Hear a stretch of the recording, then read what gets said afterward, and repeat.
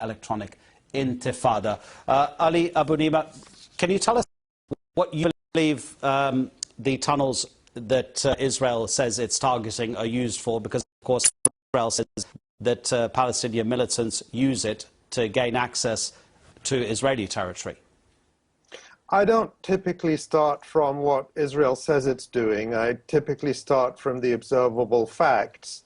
And the observable facts tonight and in the last 11 days is massive bombardment and targeting of civilians. Tonight in Gaza, Israel attacked the Al-Wafa hospital and destroyed it. This is days after threatening it and firing so-called warning missiles on it. And the patients, many of them frail and elderly, had to be evacuated from the hospital under fire. Also tonight, now coming into early morning in Gaza, the Ministry of Health reported that in the Israeli invasion, a 5-month-old baby is among those killed as the bombardment goes on and the ground incursions in several parts of Gaza. So that's what I can comment on, the things that are actually observable and known, and not the propaganda coming from the Israeli army. Can you tell us, do you know where the diplomatic efforts taking place in Egypt are at the moment? What are the sides saying about talks that are happening?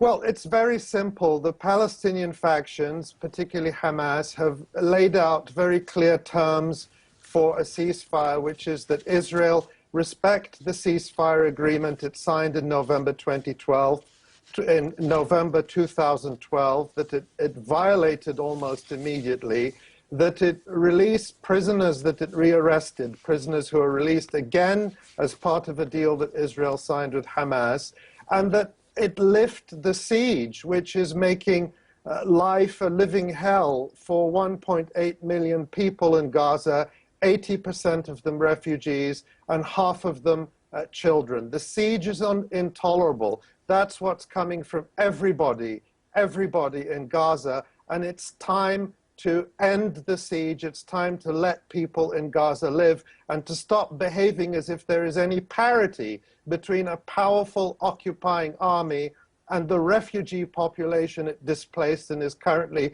bombing mercilessly, and as Human Rights Watch said yesterday, targeting civilians in violation of international law.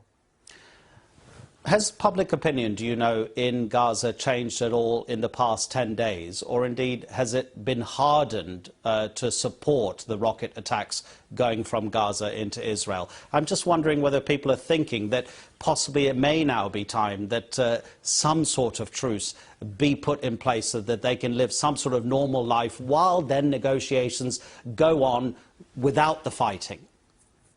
Every single person I've talked to or heard speaking from Gaza wants the violence to end.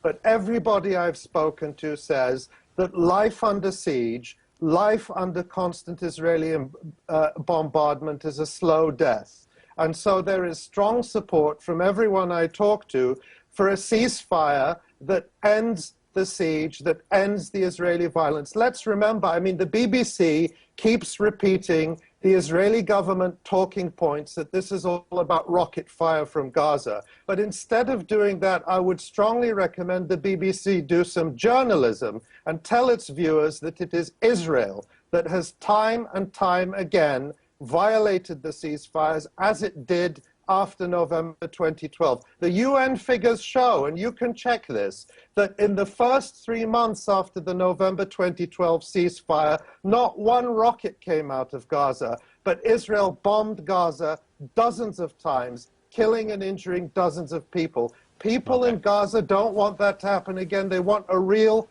binding ceasefire.